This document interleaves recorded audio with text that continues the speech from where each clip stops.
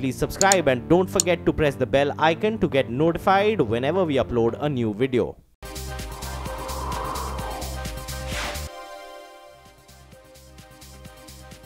Welcome back to India Business Hour Plus. The Indian government has swung into action in the Facebook data breach case. The Electronics and IT Ministry has now issued a notice to voter profiling firm Cambridge Analytica, asking the company to respond to allegations of misuse of Facebook data to influence users in India. Cambridge Analytica has been asked to disclose the entities that have used its services in the country. The company has also been asked to respond to questions like how it collected user data and how did it actually use that data. So that's the ramifications that you're seeing in India of the data breach fallout. But staying with that big story, a day after Mark Zuckerberg apologized, Sheryl Sandberg, the second in command at Facebook and the COO, has also done the same. The company's stock has seen its market cap decline of over $50 billion ever since it was revealed that user data was harvested by a company, as I said. It's called Cambridge Analytica. This was allegedly used to influence the US elections won by Donald Trump. In an exclusive interview with CNBC's Julia Boorstin, Sheryl Sandberg said that they are open to regulations, but also added that it depends on what type of regulations lawmakers in various countries have in mind. Interestingly, she also used the word trust over 30 times in that 10-minute interview. She also did not refer to Facebook as a company, choosing instead to call it a community. And she used that term over 20 times as well. This is Sheryl Sandberg, a CNBC exclusive. There's some relief for the Aam Aadmi Party. The Delhi High Court today set aside an election commission ruling that had earlier disqualified 20 MLAs belonging to the Aam Aadmi Party on charges of holding office of profit. Now today, the High Court observed that natural justice had been violated as no oral hearing was given to these MLAs before disqualifying them as legislators. Ashmit Kumar is in fact joining in with the details of that order. Ashmit, what exactly did the court say as far as this particular order of the Election Commission is concerned? That's a big relief coming in for the Aam Aadmi Party. They have averted what was looking like an electoral crisis. The disqualification of as many as 20 MLAs, 20 of 66 MLAs, has now been set aside by the Delhi High Court. The matter has now been remanded back to the Election Commission for consideration afresh. Now, what led to the genesis of the crisis? Well, the issue is the Office of Profit. In March of 2015 is when as many as 20 MLAs had been given the additional charges of parliamentary secretaries, and that was deemed as Office of Profit by the Election Commission. It had recommended their disqualification. Subsequently, those recommendations reached the president, and in January of this year, the president had approved those recommendations, which was something that was supposed to lead to the disqualification until the MLAs had challenged that before the Delhi High Court. Now, the Delhi High Court has essentially held that as such, on merits, there's not much wrong with the recommendations. There's also not much wrong with the presidential assent. What is wrong, however, as per the Delhi High Court, is that due notice was not given to the MLAs before those recommendations were finalized. So on that and that ground alone, the Delhi High Court has now remanded the matter back to the Election Commission with clear directions of considering the matter afresh after issuance of notices to these MLAs in question. So for now, a big relief coming in. 20 of as many as 66 MLAs, their disqualification being set aside by the Delhi High Court. Back to you. Well, absolutely a big relief there for Aam Aadmi Party. Ashwin, many thanks for joining in with those details. So the matter is now back in Election Commission's court. They will have to now decide following Delhi High Court's clear diktat to them. Meanwhile, the state government in the three southern states, Karnataka, Andhra Pradesh and Kerala, have openly questioned the allocation of funds to their states under the 15th Finance Commission. In fact, Kerala Finance Minister Thomas Isaac has already called for a meeting of the southern finance ministers on the 10th of April to discuss the matter afresh. The bone of contention is the centre's proposal on the devolution of taxes between centre and states. The 15th Finance Commission has been told to use the 2011 census data as its parameter instead of the 1971 census data which has been used so far. The state governments in the southern states feel that this new framework would affect their interests. 9.47% of percentage total collection, total tax collection in the country. Karnataka is contributing 9.47%. out of which we are getting only 4.65. We are highly critical of the terms of reference. These terms of reference is not in the right spirit of federalism. It will further weaken the federal structure of India. and worsen the center-state fiscal imbalance. And therefore we have decided to consult. Other states. It is very common for states before they prepare the memorandum, have discussions, seminars, and so on.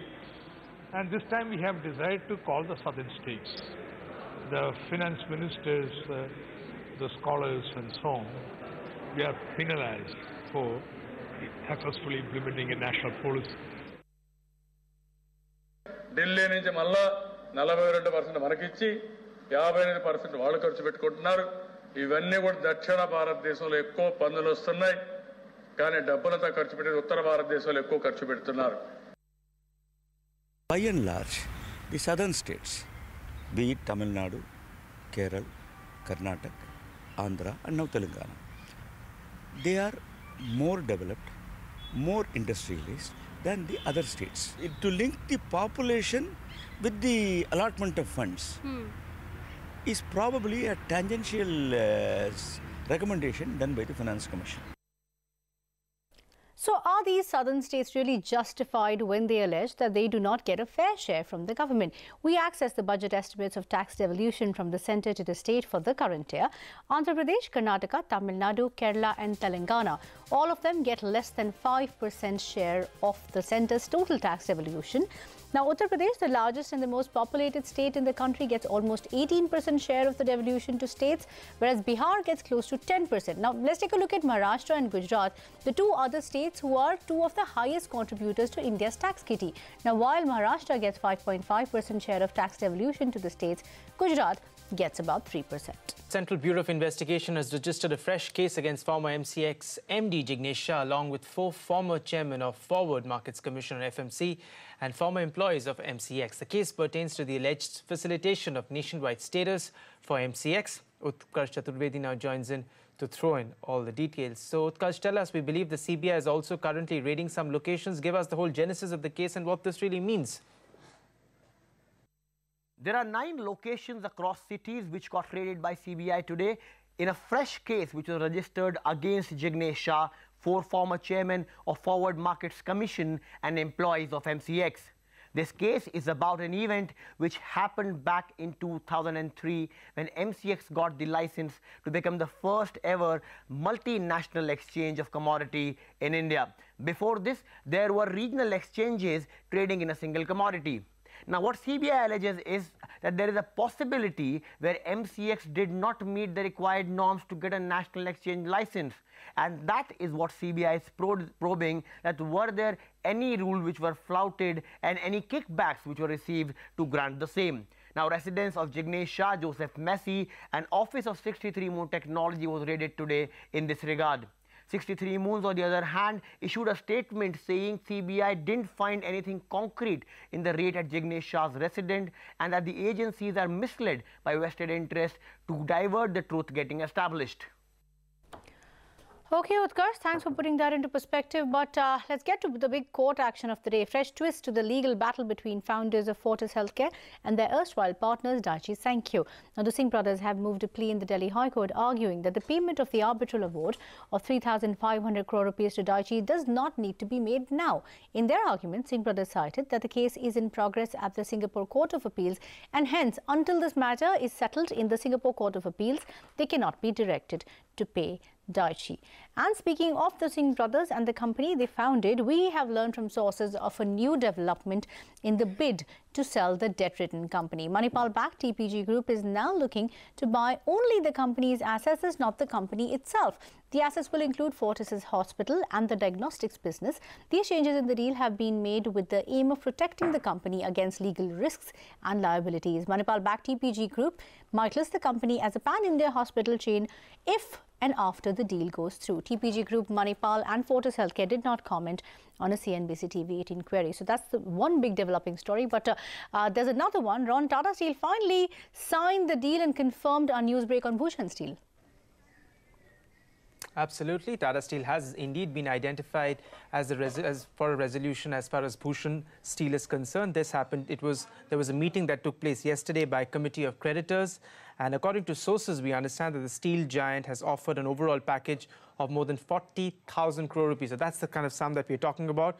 The Tata Steel's overall offer will now approximately cover 77% of Bhushan Steel shares. So that's the news break that CNBC TV18 first broken, and now we have a confirmation. But Kritika, let me toss it back to you now as far as Rajya Sabha concerned and all that happened. Oh yes, voting for Rajya Sabha elections across several states has finally concluded, Ron. Results for 49 out of 59 seats are out. So BJP is right now leading with 19 seats, while Congress is second with 10 seats. Trinamool Congress bagged 4 in West Bengal. However, a result for the Uttar Pradesh are, of course, yet to be announced. So, as of now, NDA has net 78 seats in the upper house. Still a far cry from the majority that was seen in the Rajya Sabha. But let's talk about a deal story that was broken just a short while ago. Reliance Industries has announced an integration of its music app Jio Music with Saavn in what it claims is a $1 billion deal. Now, Reliance has promised to invest $100 million in Saavn for growth. A standard disclaimer, of course, over here. Reliance Industries is the promoter of Network 18, which owns and operates CNBC TV18, the channel that you're watching. And with that, Ron, it's a wrap on this edition of India Business Hour.